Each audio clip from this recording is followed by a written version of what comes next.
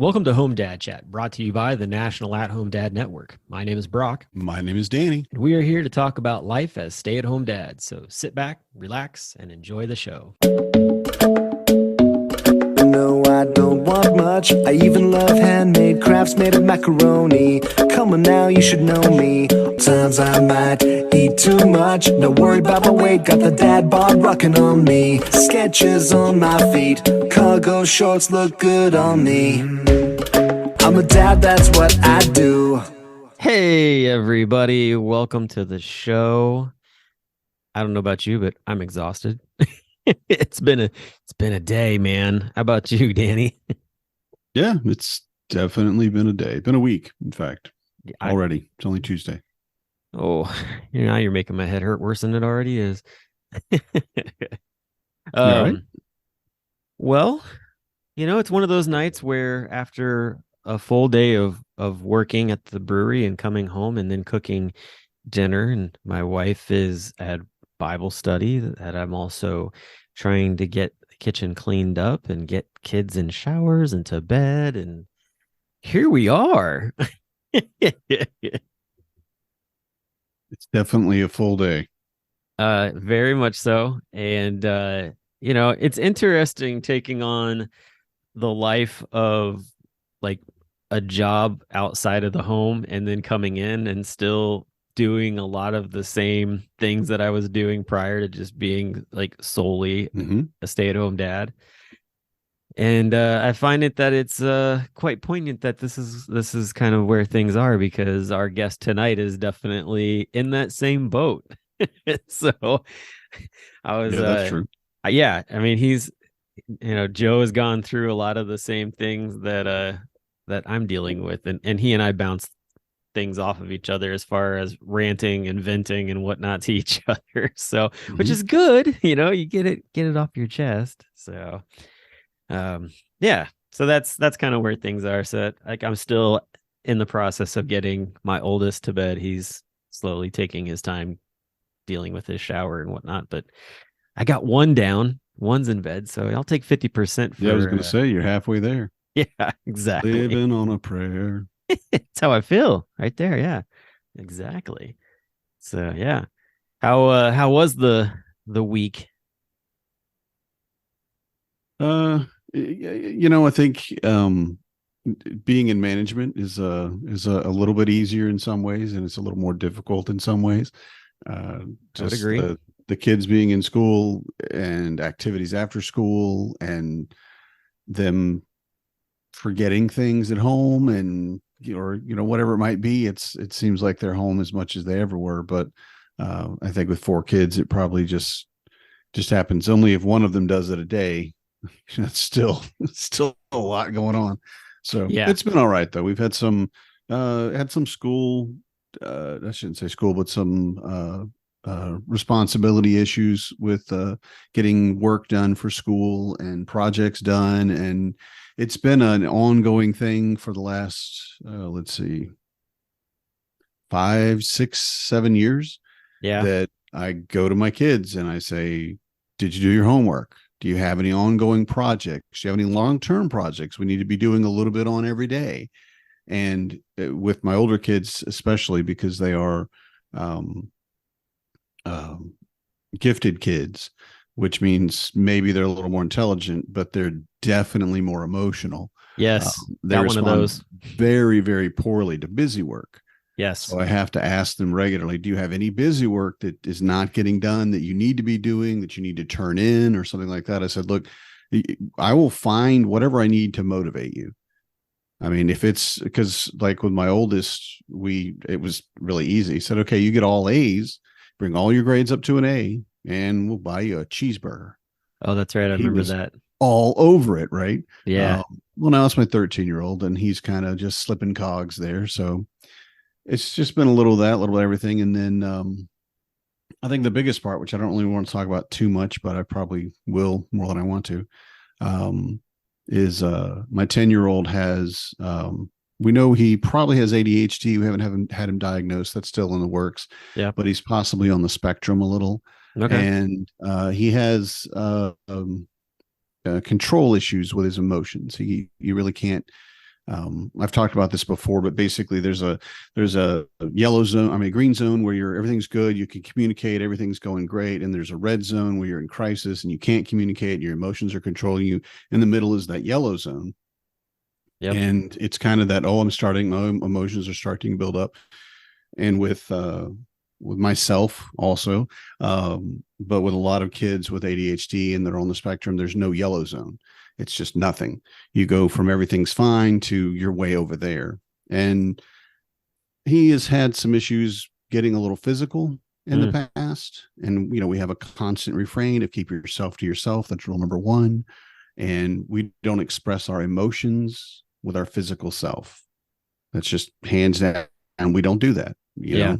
And they were playing a game about grabbing people's hats at the bus stop. And he told one of the kids to stop grabbing his hat. So all the kids started grabbing his hat. And he Mm-hmm. told one of the kids, I'll throw you on the ground if you don't stop. And they didn't stop. And so he grabbed one of them and threw him on the ground. And He warned him. they weren't hurt. They weren't hurt. There was nothing. Everything was okay. But the parents because they go to the bus stop across the street were understandably, I think, upset. We were definitely upset. But to see your little kid get knocked on the ground and I think she's 7, maybe. So it's really, really, especially with your first child, it's just really just really hits you hard when you see them get hurt for any reason. And so, long story, a little shorter at least, they said that he can no longer be at the bus stop with them. He has to wait at our house until the bus shows up, and then he can run over and get on the bus. And that's fine. Because they were taking his hat. Well, his response was inappropriate. I mean, he threw this kid on the ground. He didn't accidentally knock him down. He physically grabbed them and threw them down. And he's bigger than they are. And, there are rules, there are consequences, I think would be a better way to put it. And he knows you're not allowed to touch people. You're not allowed to show your emotions physically. That's not how we operate. And he understands. But my heart's kind of broken. It's been really tearing me up that I send one of my kids and runs across the street and they go over and play tag and climb trees and kick the ball around and have all this fun. And my 10-year-old has to stand in our driveway and just wait for the bus. And it just, I don't know, I'm big hearted about things and it just really breaks my heart. It just does. It's not wrong. It is what it is. If you'd seen the video of him throwing that kid on the ground like I did, you would probably understand a lot better. So that's been really kind of pushing me, but and it ties in again for tonight. It really helped me to understand a little bit more the issues that people have with kids that are more fully on the spectrum, where we used to call, we're autistic, let's say, kids with special needs that go into more emotional and mental issues. Dealing with anything can be difficult. So I wish I didn't learn that lesson, because again, it breaks my heart. But the reality of it is he's likely there, and this is something we need to watch out for and learn about, get educated about. So, I don't know if I'm quite on the same page with that, but I mean, one parenting style towards is, they don't always have to be the same. I don't know. I just from what you're saying, and I wasn't there, but I guess for me, like I would lean more on the side of at what point is it considered bullying towards your son what these kids were doing and how, he's being penalized for, yes, he stood up for himself because they didn't, agree. I mean, maybe it wasn't the right action, but I don't know. Yeah. I don't know, man. Think about if he'd hit somebody. They were just trying to grab his hat and playing around. He got upset and punched somebody. I mean, did he ask for it back?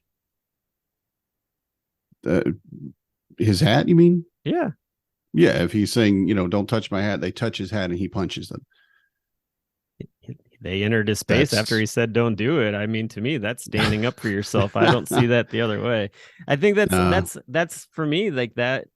This is a whole nother can of worms, but honestly, like for me, like I feel like that's one of the things that is kind of gone sideways with society in a way is that like you can say no to somebody and the other person can still do something in a bullying fashion. And when the person who's being bullied stands up for themselves, they're in the wrong, even though like they, you know, they tried to say, hey, I don't like this. I don't want you to do this. The other person still does it.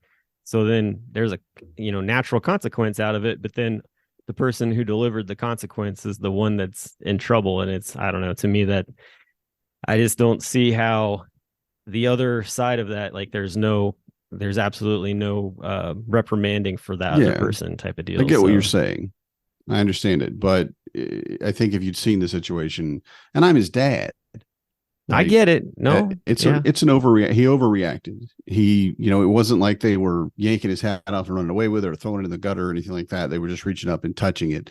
And that's not right. And you are correct in the parents should talk to those kids as well. Mm-hmm. But it wasn't enough provocation, to grab somebody and throw them on the ground like that. It just wasn't. It was an overreaction. It was too, and it's the difference between, somebody's, with kids, it's always interesting, pushing you around or whatever. And as an adult, yeah, I know exactly what to do. Little kids, they don't always know what to do, even if we've taught them what to do and trained them what to do and told them what to do. So maybe he could have gone and talked to the mom and said, hey, they keep grabbing my hat. Maybe he could have come back to the house and told me. Lots of different things that he could have done. But were the parents there when it was happening? Yeah, at least the mom was. They were inside. They have a camera out there. So I don't know if they were watching it live, but they definitely had the recording. So it was caught on like a Ring camera or whatever? Yeah, some security camera of some kind, yeah. Yeah. But it's just interesting. Okay. It really is. It was an overreaction by him because he's very emotional and he doesn't have that lag between green and red, basically. Okay. Yeah. Well, I think that honestly, that's definitely a sad situation for sure.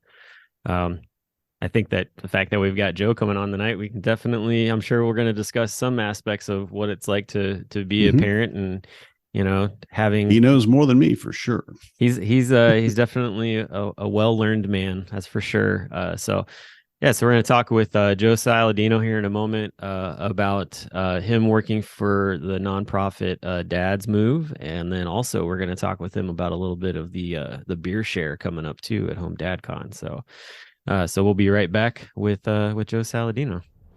Become a member of the National At-Home Dad Network, an organization focused on providing advocacy, community, education, and support. Connecting with households where dad is the primary caregiver of the children. We do this through our webinar and podcast series, mental health support groups, regular online social events, as well as our annual convention.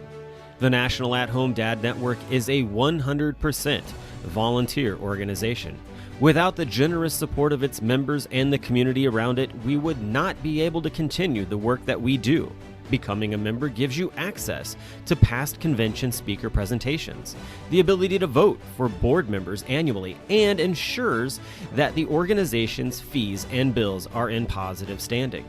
Oh yeah, it should not go unmentioned that there is some cool swag headed your way if you decide to become a member. For only $35 a year, your membership provides you with the exclusive content only we can generate, and you'll be supporting an organization that benefits families all around the country and world. By advocating for them, offering them community, providing education and guidance, and supporting them to grow in their parenthood journey. And one last thing, if you contribute $500 or more, you will become a lifetime member. Not only will you receive everything already mentioned, but also a certificate recognizing your status and an exclusive National At-Home Dad Network challenge coin with our trademark logo, Dads Don't Babysit. So, what are you waiting for? Become a member today. Hey, welcome back. And like we said, we have Joe Saladino with us. You guys all know him. Come on. And if you're new to the show, well, by the end of the show, you'll know who Joe is. He's both a great guy to know and also could be your worst nightmare depending on how things are. But for the most part, he's awesome. I don't know. I'm I just don't talking. know. I think I've ever even had an inkling that that might be true. I mean, if he starts following you Dangerous. around to like take pictures of you, I don't know. Are Like, you a closet badass, Joe? Is that it? I'll You take have it. 3 black belts and 1 brown, There you go. and then a cream color to wear in the summer. I don't know. I have a certain set of skills. Let's just put it that way. He does have a certain Nice. set of skills. Nice. That is for sure. Joe, I do want to say I told, just mentioned to my wife, that you were coming on the show, and she knew who you were. So, Yes. As long as the wives know, I don't really care otherwise. Like, yeah, they as are long as more the important. For sure. wives know and are happy with it, I'm happy. Mhm. All I said was I was talking to Joe tonight, and she goes, "I bet you're talking about beer, aren't you?" I was like, "Well, not exclusively." I was like, but not completely, but I'm sure it's going to be a topic that gets discussed at some point." it happens. It happens for sure. It doesn't have to happen, guys. Oh, okay. We can get past this. Well, I had a package show up today in the mail, and it was from one Mr. Paul Gordon, and I Already jealous. I called my wife up and jokingly said, "Leave that box alone," and she said, Don't worry." She's like, "I'm not going to drink all of your bourbon." I was like, "How do you know it's bourbon?" She's like, "It's a box from Paul. What do you think? You think I don't know what comes comes that We way?" I all was like, know. "All right." Yeah. Come on. So yeah, she knows who you guys are. That's when it comes to talking to different people. So, but yeah, man, you've been a busy guy, Joe, since the last time we talked to you, because you've traveled some. You picked up a new job. Yeah. When was the last time we talked? It was before HomeDadCon in Phoenix because we were talking about the Ooh. beer share. Ooh, So I thought yeah. it was after HomeDadCon in Phoenix. I thought, Or was it after? I yeah, don't because even we know. got together about something. Just for Doesn't a matter. quick. It's been a while. Yeah. It's been a Yeah, hot minute. No, so it's been a while. Yeah. As the kids I've say, slept since it's then. been I a hot don't minute. Yeah. What do you want to know about? Where should I go with this? I mean, Your new job. I yeah, think New first and job. foremost. We are And curious the about new the new job. podcast. Yeah, too. definitely. New podcast. Well, which goes with the job. So perfect. Mhm. So new job I actually have because of HomeDadCon. Let's just put that right out there. That's Mhm. really cool in itself, honestly. Like, dude. well, So Career development. hey, seriously. That's what HomeDadCon is about. Seriously. So in September of last year, so this school year, my kiddo started full-time kindergarten. And because of many reasons, I was starting to think about looking at full-time work or half-time or something, but something more than photography on the weekends, which has been my gig. And what's funny is I was expecting 5 or 6 months of rejection letters or no callbacks or, hey, everything was great, but you need to work on your resume. Your cover letter's crap, those type of things. But so I go to HomeDadCon Phoenix, have an amazing time. Folks, if you haven't been to HomeDadCon, go. That's all you need to know. Just go. But so I go, have a blast. I did a photography presentation, which was a lot of fun. It was too hot out, but still a lot of fun. We won't have that problem in Milwaukee. I don't think you can. I don't think you can go anywhere in Arizona. Well, anywhere in Phoenix and not have it be too hot. Oh yeah, no, it was roasting, but had a good time. And then I had skipped maybe 1 or 2 activities to get extra sleep. That happens. Which we always say, which we all say is okay to do when you go to HomeDadCon. Right. And so I did and enjoyed myself sleeping. So the last activity comes up and it's a panel. There we go. Looking for the word. It's a panel talking about kids with special needs and IEPs and stuff like that. And I had just had a knockdown, drag out IEP meeting for my kid with the anticipation of more coming. So when I had the schedule initially, I was like, I got to go to that one. Well, that was interfering with my last section of sleep time. And so I'm like, oh, right. Okay. The next thing's coming up in 15 minutes. I think I'm just gonna stay in. And I'm looking at the schedule again. And I'm like, I am okay, okay. And then I see that. I'm like, oh man, that's the most relevant thing in the entire day. Right. Or the entire 2 days. It's the most relevant thing. So I put my shoes on begrudgingly and I go downstairs. Go in and there's a panel, and I know the three dads that are on the panel. So I'm like, I'll just talk to them off to the side. Who, I already know them. I think I have their email addresses. And then I see two guys that I don't know. And it's like, oh, okay. Here's the pros. All right. I don't know them. And then before I can leave, it fills in behind me. So now I'm stuck. I'm gonna be noticed if I leave.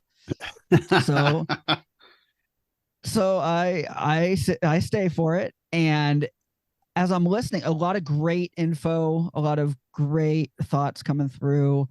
But as I'm listening to the pros that were both from Dads M.O.V.E, the important person being Nelson Rascon, my now boss, as they're talking, I'm like, wait a second, that sounds like Washington State, because they hadn't said where they were from, just their organization, and they keep talking, and I'm like, that's Tacoma. Tacoma's like 40 minutes north of me, maybe 30 on a good day with a decent car. Like, you got to be kidding me. So afterwards, I go up and, yep, they're from right around here, and they do peer support work, or they're going into peer support work at the time, but they work with dads who have kids with special needs and other needs, do trainings and retreats and all this stuff. So I go up and I tell Nelson a quick story about the last IEP meeting I had and how they lied to me about something. Kid you not, dude goes like this. They can't do. I mean, he gets getting up out of his chair. Oh boy, he goes full peer on me, and and we're running out of time. The closing, everybody's got to move so they can clean out the room for closing and stuff. So I'm like, I know they can't. He's like, oh, he's like, if you want to talk about it more, here's my card. He gives me his card, and there's like, and I told him that I have a therapy background. He's like, and we'll be hiring soon. Gives me his card. I put my card in the back of my phone with the little case thing, right? In the very back where you can't see it. And I forget about it, because how many cards do you get from people that are like, oh, we're doing this or we're doing that, or one out of a million times you actually connect. Most times I end up connecting because I got somebody's picture and I end up tagging them. But otherwise, you don't connect on that stuff. And we're be hiring soon. Yeah, right. 2-3 years and not me. So I just put it in the back of my mind, forget about it. Then I start getting, I think I got 3 different messages from Dads Connected saying, did you see they posted that job? Did you see they posted that job? Did you see they posted that job? Okay. So I look at the job. I apply on Facebook. That was a first. I was going to say, I've never really heard of that, but okay. No, I applied on Facebook, and like over half of it was thrown into the application already from my contact info. So that was nice. Yeah. And within 2 weeks, I was hired. Nice. There you go. So, and what job and it's did the they... only, and it's the only job I applied for. So all of that craziness didn't happen. They hired me as a peer support specialist. So essentially what I do is I help dads who are raising kids with developmental needs and other special needs, like navigate the school system, navigate healthcare systems, with a combination of my lived experience and what I know and the resources that I have on hand or I'm connected with. And then, just a lot of support, a lot of talking stuff through, meeting them where they're at, no judgment. It's very different from therapy because I'm not suggesting stuff for them to do. And I'm not, trying to figure out clinically what's going on. That's not, most times they've got a therapist. That's not my role. My role is to support them and their goals and what they want to get accomplished. And hopefully have some supportive words to get them through some really difficult stuff sometimes. Wow. Cool. That's I awesome. do Man. want to ask you because again, if you're in it or if you're involved in it, you know all the acronyms. But if you're not Right. or you're just getting into it, so IEP you mentioned a couple times, and IEP Oh, meetings, which sorry. we Yeah, yeah, definitely yeah. want to talk about. Yeah, Mhm. definitely. Sorry. And when we talk about the podcast, we'll have an IEP episode coming out Mm. within hopefully about a month or two. So IEP is called an individualized education plan. And it's for when you have a diagnosis for your kiddo and you have a team at the school that you work and figure out the best ways to help your kid and while they're at school. It is, and you come up with a plan and you sign it and it's legally binding. Like it's a big deal. It's a A real big deal, contract. a big contract. And it can get confusing for anybody. It can be manipulated by people. It can, I mean, it's, you can go through tons of training and still not know stuff. It's, yeah, it's a And wild world. from what I've heard, the team at the school is not on your side. Am I correct in So, that? so funny thing about that, I went in, I have family in education and family who has worked psych in education. And so I was told they're on your side. They want the best for your kid, and to go in positive. So I did. Um, my experience so far has not been the most positive. Mm-hmm. That's not everyone's experience. And you will find people who are on your side. You will find, I can't say that everyone on the other side of that table isn't on my side. I know at least one or two fully are. So my son does have an advocate in the school. I'm not going to say more than that to, to not out anyone, but for sure. But schools have budgets and agendas and opinions and etc. So far, my personal experience is if they can push you around a little bit to get what they want, they will. That is my personal experience so far. I'm lucky, again, to have family that has experience. So I have a family member that comes with me that knows about, I don't know, 2 decades more knowledge about IEPs than I do. That's a good tool to have in your back pocket. It has been invaluable. I owe them so much, but they love my son, so they're willing to come out and help. And so it's weird. It's slowly becoming a passion of mine to go and help other parents that are dealing with the same. Yeah. And my boss's reaction to my experience that first meeting, I'm understanding that more and more. Mm-hmm. Because as you fight for your kid and as you feel like you're coming up against roadblock after roadblock that don't seem to be needed, that frustration builds, not only for your kid but just the system in general. Also, that table, the technical reason you have so many people on the other side is because they need to have everyone there that could possibly have something to say that is valid, right? So you could have a psych there, you could have, a para there, you've got someone taking notes, et cetera, et cetera, et cetera. But it is very intimidating, and that can be used for good or for evil, in my opinion. So having someone on your side, also for those that have never done an IEP meeting, or maybe you have and you don't know this, you can bring anyone you want on your side. If it's just for support, if it's somebody that works with your kid outside the school, that is your right. You can bring anybody. They just sign a little release and they're good to go. Mm-hmm. Wow.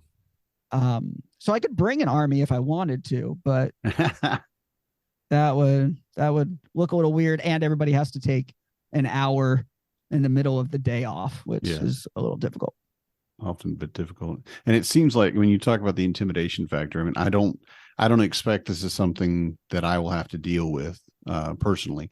We'll see. I mean, things might develop, but the reality of it is this is a day to day for a lot of parents, and going to that. I know that the school is, I don't want to say ready, but they're kind of prepared. It's their profession. They're right. Exactly. And going in as a, like, if I had to, I have no idea what I'm doing. I have no idea what I'm getting into. I wouldn't be intimidated personally just because I'm just, it's just, all right, we'll do what we do. I'm sure they're here to help me, and I will be right or wrong. We'll see. But the ability to get with somebody and to have somebody come with you, even you talked about being peer support for your job at Dad's Move.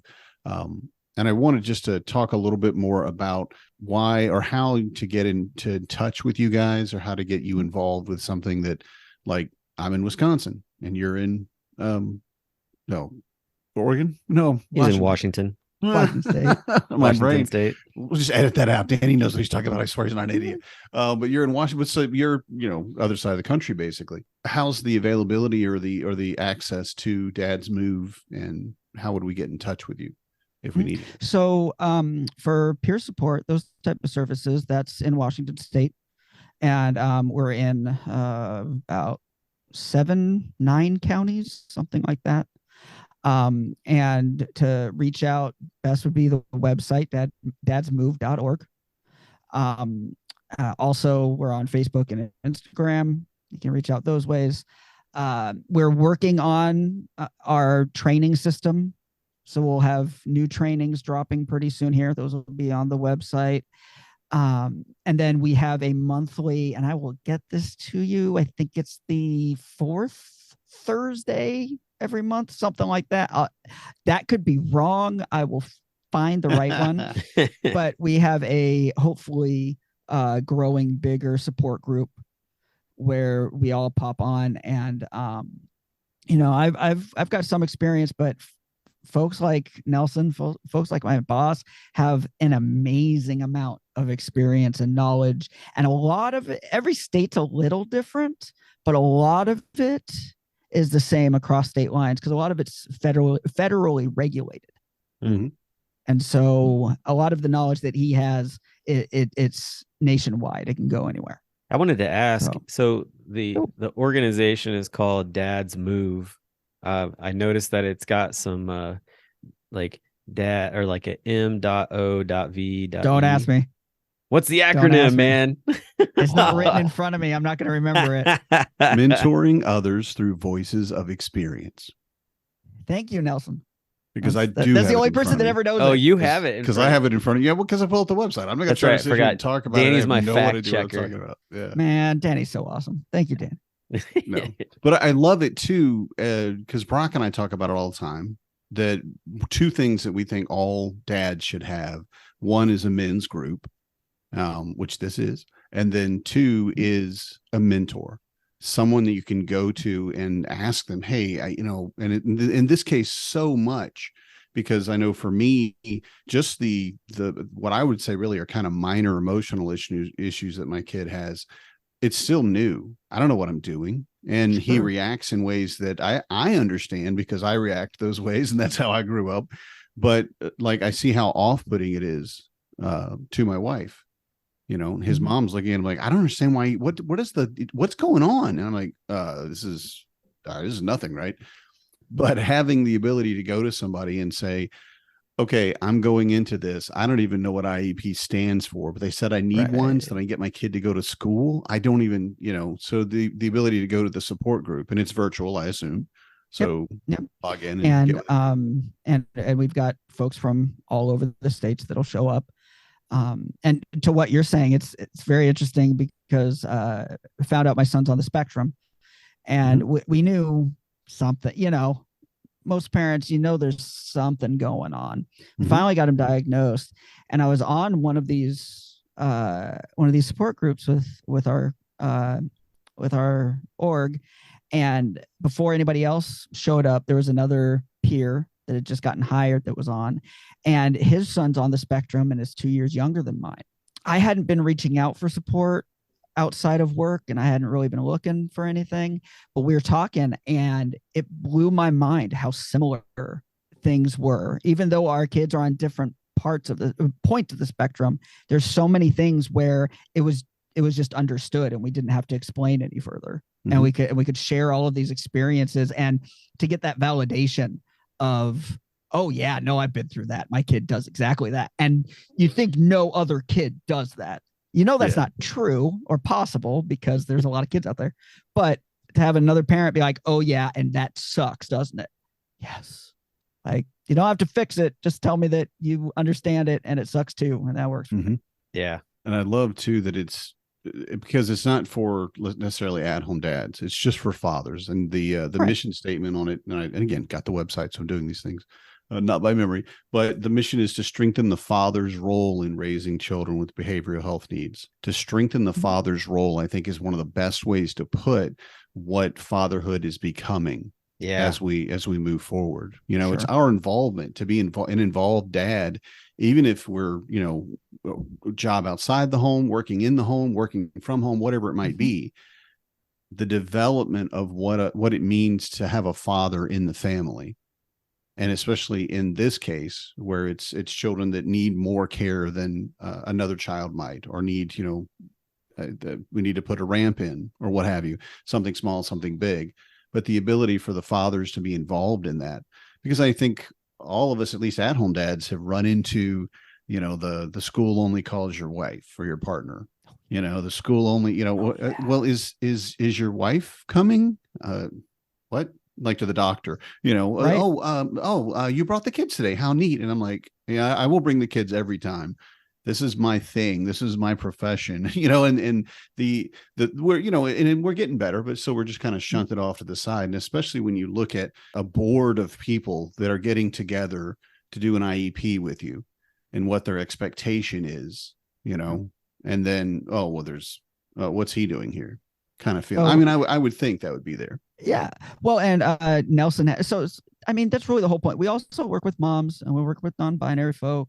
But really trying to strengthen the dad role, and the guys that started the org, they have the lived experience of working with their kids with, you know, with special needs, and they were seeing a lack of men in all of these roles. You walk in and the school is usually mostly women that are dealing with the stuff.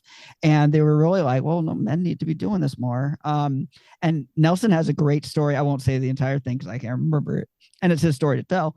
But he has a great story about sitting in an IEP meeting with his wife, and they keep asking his wife stuff. And she's like, he's the expert on this. Like, he's the one that knows all this stuff. Why do you keep, you know, looking at me and asking me directly? But that's definitely the assumption going on. Also pretty funny. One of the first times I ever got a call instead of my wife, and it was right after I started this job. So I had to tell them, unfortunately, I'm at work. I was literally out of my office. And so I had to tell them, sorry, I'm at work. Please call my wife. Did that feel really good? It was hilarious. I laughed my butt off. Okay. I joyously told my wife about that. She's like, they said they tried to call you. I'm like, isn't that hilarious? They finally tried to call me. Yeah. I mean, there's definitely lots of dads who are probably like, I wish that was me. They'd call me first. It was seriously one of 2 times in like 5 years that doctors, schools, whatever, like, no, I got it all the time. And I mean, I was full-time stay at home. My mom, my wife, my son's mom, she was full-time working the entire time. We'd put it down like, call dad, call dad, call dad. Nope. Yeah. I've literally have gone to the school, and because I'd call my wife and I would show up and I'm like, hey, I think you're supposed to call me first. Can we double check, make sure that's what we're doing? Because my wife is not, I mean, you're just interrupting everything. She's in a meeting or on the phone or in a meeting and on the phone. I mean, she just doesn't have the time to do this. And the lady was like, oh yeah. Oh, there is a note here. Yeah. I guess I should have read that. And I'm like, So why just do we like put notes in IEPs, it? yeah, just like IEPs, people don't read what they're supposed to read. Yeah, that doesn't surprise me at all. It was in hieroglyphics, man. She couldn't read it. Right? Couldn't translate it. Wrong Yeah. language. You mentioned training. You said there's some training programs that are in development, and who is that training for? And what would it be? What kind of, do you know what kind of offerings will be coming up? I don't know specifically because things are in flux. Things are very in flux. Mhm. But they'll be for dads. I think there's a couple that'll be relevant for professionals as well. There's a lot coming down the line. Okay. The org really ramped stuff up, got a lot of grants, did a lot of hiring in the last couple of months. Awesome. And so we went from just a few of us driving around in our boss's truck trying to talk to resources in town to a pretty substantial crew of folks. Yeah, you'll just have to have me back on to talk about the training when they pop up.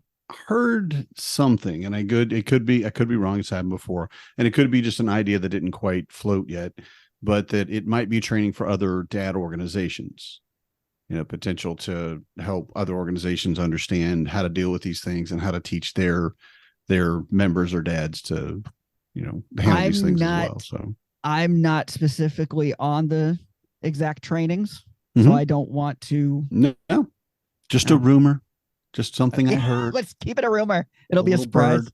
Hey, I'm curious. So speaking of rumors and hearing things, like I'm curious, are you or any of your folks gonna make an appearance at Milwaukee on the behalf of Dads Move? Milwaukee. What's happening in Milwaukee?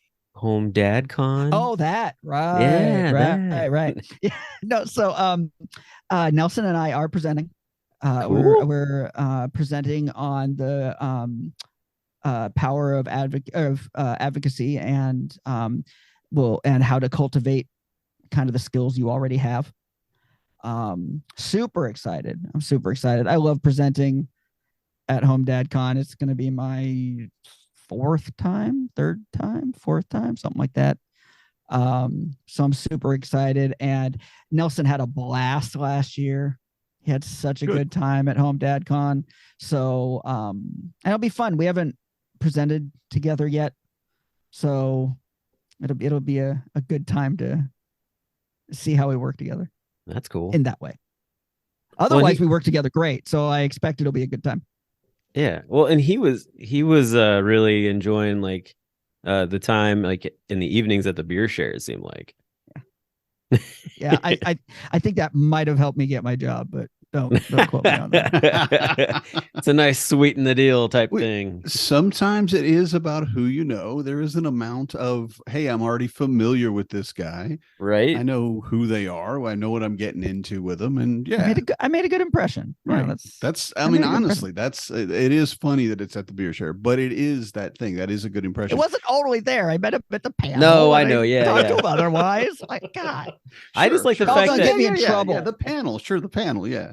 I already didn't know the acronym. I'm going to get quizzed on that now. Thanks, Brock. It's all good, Nelson. He can owe me a drink for putting you in the hot seat there on that one. I'm gonna get it tattooed. Jeez.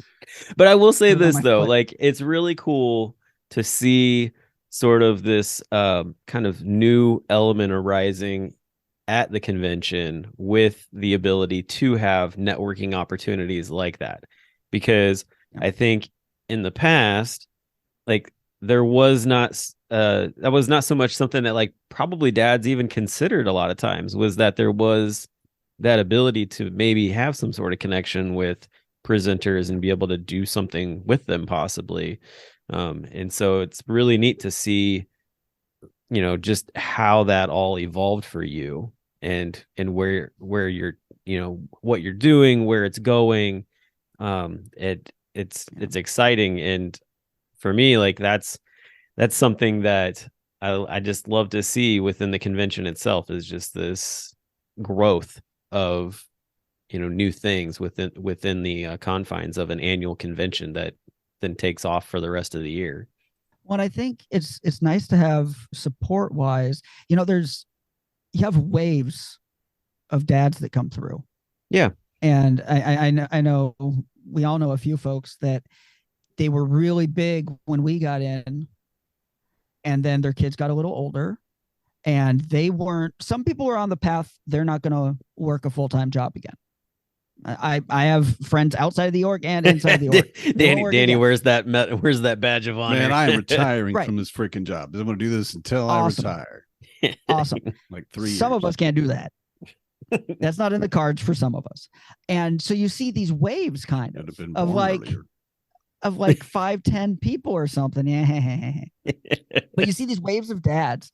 And now that I've been in long enough, like I've became part of that another wave where it's these people that were really involved, but then their kids get a little older, budgets get a little tighter, life happens. And it's like, well, now it's kind of time to go back to work.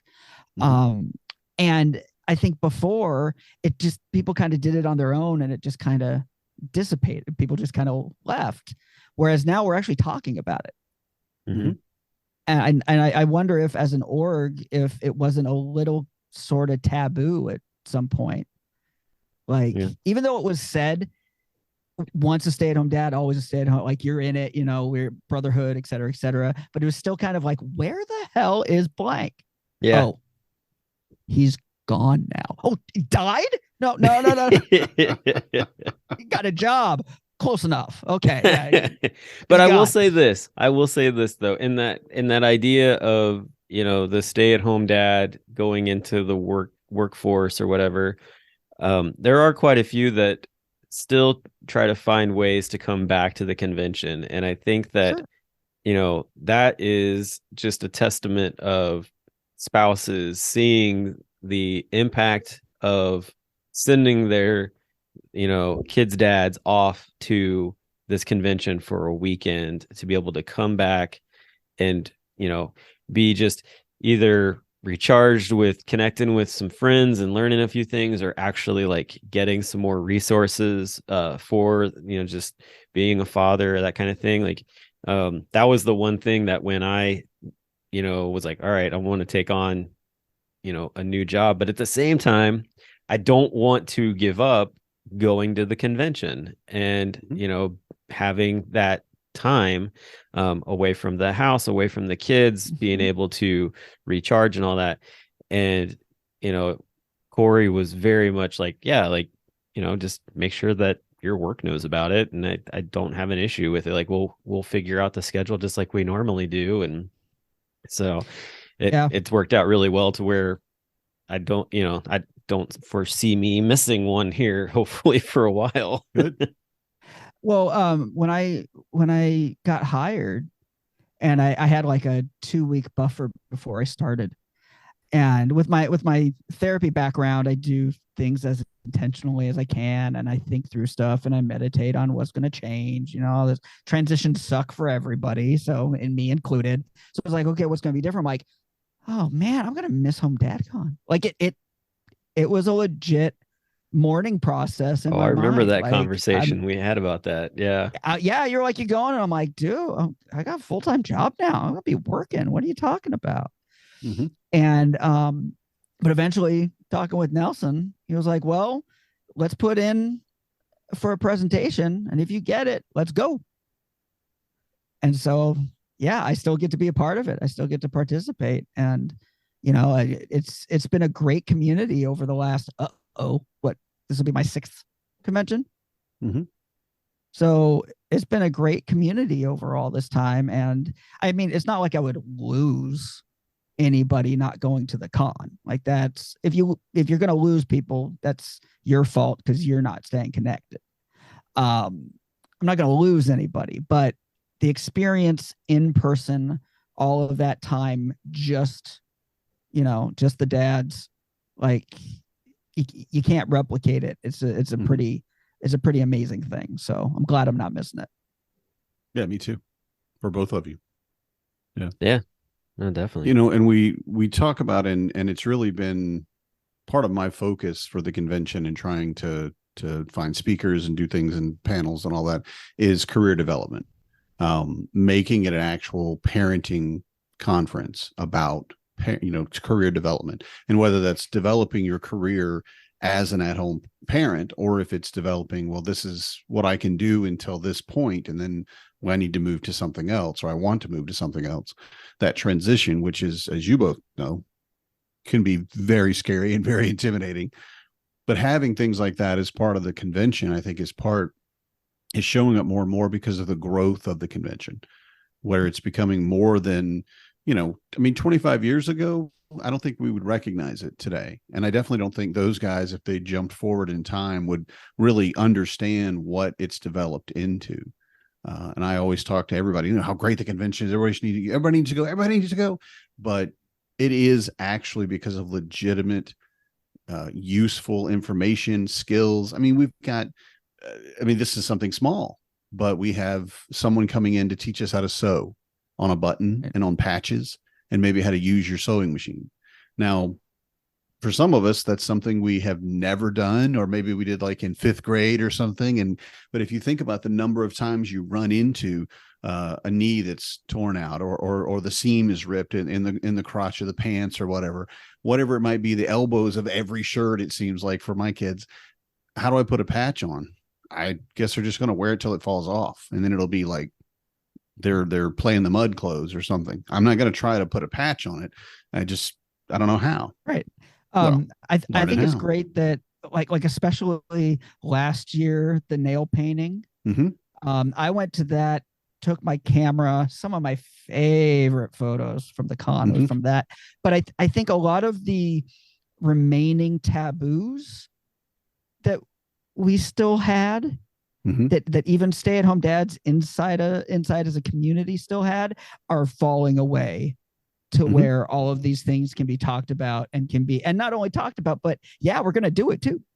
Yeah. Like, and owning it. Like it's not a wife or a husband thing. It's not a mom or a dad thing. It's a parent thing. And we're here to parent, and buying all new clothes because everything's wearing out is expensive. If I can fix it, that's manly to fix it. Let's fix it. Manly. If you have to put, what I mean. Yeah, a little sexism is fine every once in a while. Okay. Whew, okay, good. Just a little bit though. I don't want to throw away too much. I heard about that, the sewing thing. For me, like, I've been sewing stuff since I was in junior high, honestly. And like, it's, hey, I'm an expert at cross stitch. I was doing that in like 2nd grade. I get it. We're all a little different. Who took home ec? Oh yeah, take home ec. Hey, totally took home ec. Whatever that, they're not calling it home ec now, but whatever that is. Yeah. My undergrad was family and consumer sciences with a specialty in family studies. That's grown up home ec. Grown up home ec. Yeah. There you go. Home ec, professional home ec. But I feel like I use my sewing abilities more than anything to repair stuffies all the time. Like, yes. Yes. Like, I feel like Doc McStuffins half the time in my house, because it's just like, yes, Papa, my tiger's got a hole in it, or something along those lines. Like, no, trash it. We need a new one. Stop sticking your finger in there and making the hole bigger. Yeah, and pulling the stuffing out. No, no, stop it. And it's happened at this house. We haven't even been here like not even 2 years, year and a half or so.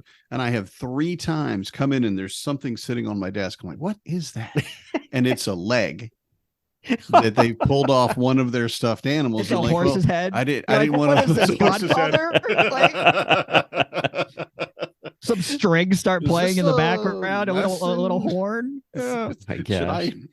Should I be aware of what's going on? My children gonna hurt me? Oh, dude, I want to get into your room at HomeDadCon and put a stuffed horse's head like this big, just like right in there. Let's say it's just a small threat. Just a small threat. It's an imaginary threat, like an imaginary horse. Hey, can I just say, Joe, if you're gonna do that, can you make sure that you find a stuffed horse, cut it off, sew it up, and have it in your like carry-on backpack, so that when you come through TSA, because that would be excellent. Excuse me, sir. Can you step aside? What's funny? What the hell is this? I travel with so much electronical equipment that I get pulled aside every time, even if I got pulled out on my way to Belize because with all of my stuff in the tub, I put everything in 3 tubs, and they pulled the tub aside, not the bag. I'm like, sir. And I look over, and the guy it was great because somebody else, pulls it for screening, and the guy grabs it, goes, "Yeah, you're okay." He just hands it to me, but I still have to get out of all the line and everything else. And every time. So goodness. now it'll just be, instead of thinking I'm doing something because of all the whatever, they'll think that something racist, and they got to pull me aside for the horse's head. Electronical. Love it. Hey, speaking of HomeDadCon, before we call this show a wrap, you have been part of a committee here over the past year, 2 years now almost, to raise funds for the scholarship through the beer share. Last year at Phoenix was unbelievable. Just the way that you guys orchestrated it and pulled it off and raised, quite a bit of money. I don't remember the exact number, but it was, I think, well over $3,000, something like that. It's over $3,000. Yep. Yeah. So, what should guys be looking for? What's in store for Milwaukee? All righty. So I gotta transition there. All right. So yeah, beer share. Our second year doing it as a charity, but it has been going on for before I was involved with the con. It's gone from like 7 or 9 beer nerds that all knew about it to I didn't count, but I think all told we probably had 45 or 50 people at different times come through. Easily. Yeah, maybe more. I mean, we had a bunch of people that came in and had a taste, or come in and have the non-alcoholic options that we had provided by me from getting stuff from 3 Magnets out here in Olympia, Washington, and Matt Strain getting stuff from Athletic. I can tell you for certain 3 Mags will be a part of it again. Athletic, I'm just guessing. I would imagine Matt's going to probably have some stuff too. But I'm just guessing. So right off the bat, right there, if you're a non-drinker and you're okay being around beer, we got options for that too, and it's good stuff. It is surprisingly good. Thank you. And I didn't even know I was going to be a part of it this year because I thought I wouldn't be even showing up, but I still am. So cool. I love it. Essentially, the beer share is 3 nights. We'll be running it 9 to midnight. And it's in in a shared space. So you can show up before and you can stay after, but the activity of it will be 9 to 12 every night. We provide the beer. You can bring beer to share if you want to, but we provide a ton of beer from across the country. Some of it bought by ourselves, most of it donated by amazing breweries and brewers. Yeah. We also have swag. Some of the best stuff we had last year was swag that guys were fighting over. Oh, you had some great different like ball caps, man. That hats, was shirts, bottle openers that are like $250 to get.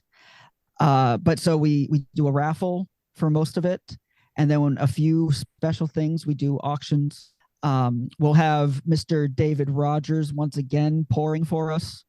It was impromptu last year because we were spread thin and we didn't realize it. We didn't have enough people and it was so huge. We're like, oh God. Well, yeah. How can you? I don't see how you were as prepared as you were. Because I mean, I went in like one time because I'm not a beer guy. I couldn't see the back of the room.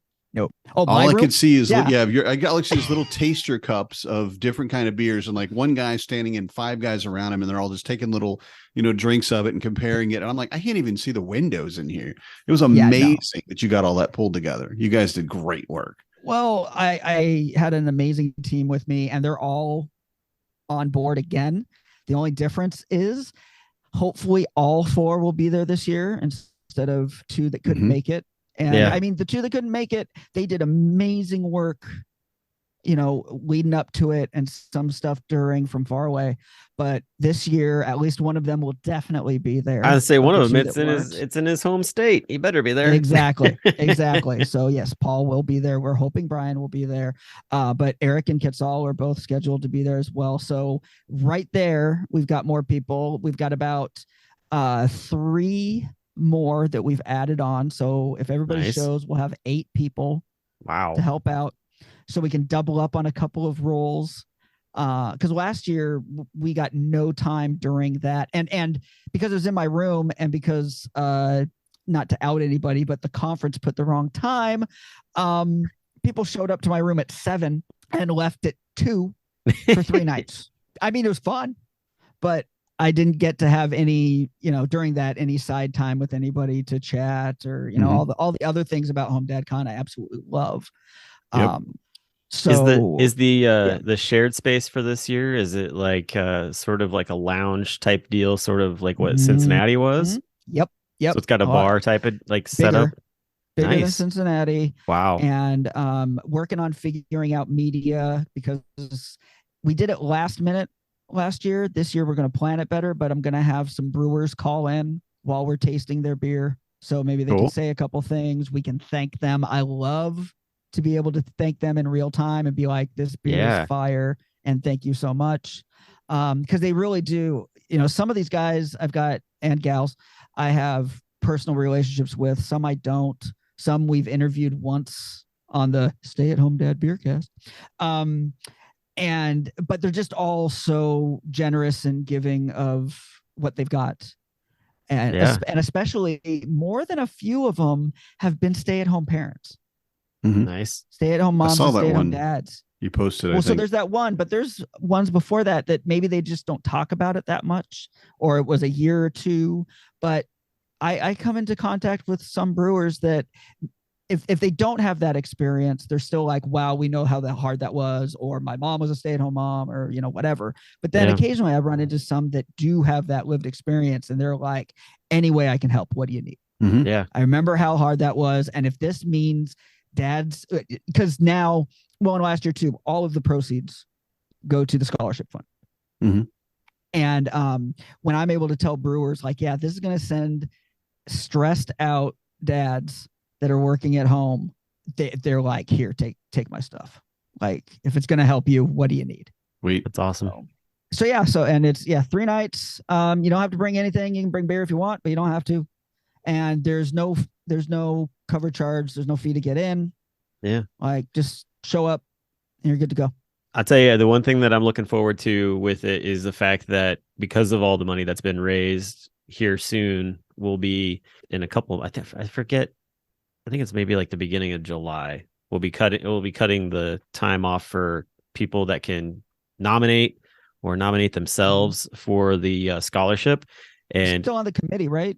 I am, yeah. And so I'm excited. Oh, you, that's right. You are too. Okay, so, good. You're on there. Yeah, you and me and Charlie. Okay, good. There. So I'm looking forward to us sitting down and being able to award a lot of guys the opportunity to come and really just, that's one of my favorite things to do. And for me, like, I love being able to just call them up, like, and tell them in person over the phone versus like sending them an email, because you get to like experience their like shock and awe of the whole thing, and it's so much fun. But I want to make one call, but I know it's if this person gets it, you're going to want to make the call, but I want to make one call. That's fine. We can make it happen. It's all good. Ooh, cool. You're going to hate me for it. But no, and so the first year when we didn't plan, and it all started with a tip jar. Because in Cincinnati, Paul and I, well, me mainly, wanted to get 3 a.m. hot dogs across the street, and instead of getting $20 in tips, we ended up with like 300. Yeah. So it's like, and I looked at him, I'm like, man, we are complete jerks if we take this for food. Steak dinner at 3:00 in the morning. Right. And so he's like, well, we should donate it to the perfect. Well, so then last year it was 3,000. So what, we're going up by tens? Is that 10 times? So what, I need I need $30,000 this year. Wow, that's quite the compound. I'm looking at Don Hudson. I'm looking at, I got a couple people in mind. Bring your checkbooks, gentlemen. Oh, I man. need help. Well, regardless, it sounds like it's going to be a lot of fun. So it's going to be a blast. It's going to be a blast. And the Milwaukee guys have been great. And the fact that it's in Milwaukee gives me the chance to tell all the Seattle guys that the Milwaukee guys are talking shit. Really good stuff. Yeah. I had one brewer that was like, "Oh yeah." I'm hoping to maybe talk to some of the Cincinnati guys down here and see, since now that I'm actually working in the industry, is be able to go up to some of those guys and see if we can get some things from Cincinnati. I know I'm bringing stuff from our brewery, but we've got like 2 or 3 guys now that since last year are working in the brewery, like in the beer industry. Hey, and it's like, y'all better show up. If I'm not even in the industry and I'm kicking all your butts, like I'm calling your bosses and bragging. that sounds like a challenge. Okay. Before, real quick, I do want to bring up the new podcast. Oh yeah. I do want to bring just real quick. I don't want to take a lot of you guys' time. I know we've been chatting for a while. Cut whatever you want. Just cut me. I feel like Rocky. Cut me, Brock. Cut me. No, so Adrian, I got a podcast. That was good. So I've been doing the Stay at Home Dad Beercast for almost 3 years now. Gonna come up on 3 years in September. And I love podcasting. I love talking to people. I love interviewing. Well, so when I got this new job, I was like, God, what do you think about a podcast for the job? And Nelson goes, I've been wanting to do that for years, but I've never had the manpower and never had folks that, knew what they were doing, et cetera, et cetera. And I'm sitting here like, look at all my great podcasting gear. New board, knew everything. So he told me to run with it.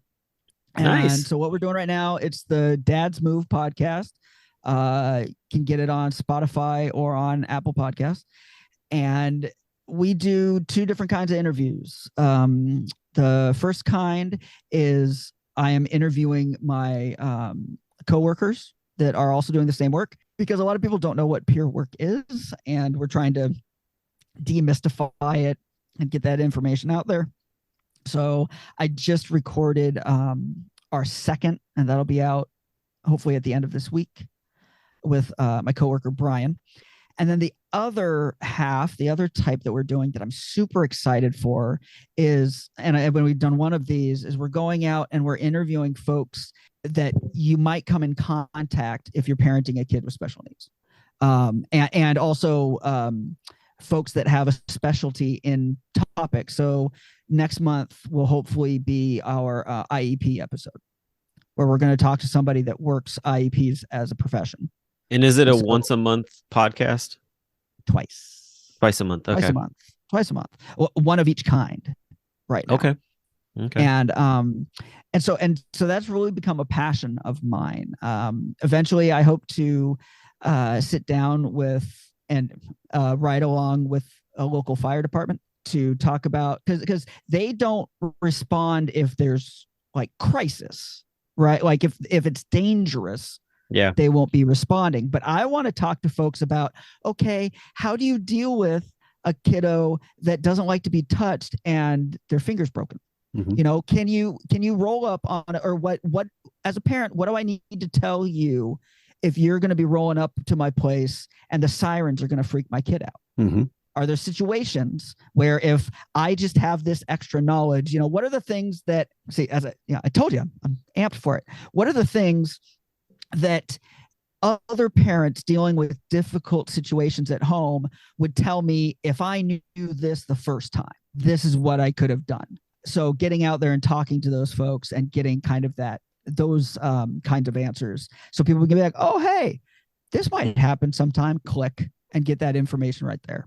No, that's great, man. I'm glad to hear that you're getting a resource like that out there for parents, because that's definitely a necessity. So Thank you so much for coming on the show. It's always for fun having talking. me. It's always fun talking to you. And honestly, like we'll have all the information that we've spoken about tonight in the show notes, so everybody can find Dad Moves and the podcast. And we'll even put links on there for HomeDadCon. And there's also a way on there for people to just put money into the scholarship. So there's that option as well. Or if you know somebody that's a brewer and wants to like kick in something for that, like let Joe know. We'll put his information in there too. We take So money too. yeah. Your swag and money. If you want to give me stuff to sell, I'll find a way to get money for it. But if you just want to give me the money for the scholarship fund, but make sure, beer shit. Yeah. Well, We need the definitely. money. But yeah, but thanks for coming on the show, man. And Yeah, for sure. we'll see you hopefully in a few months, and we'll talk to everybody else next week. So have a good one. Awesome. Thanks, guys.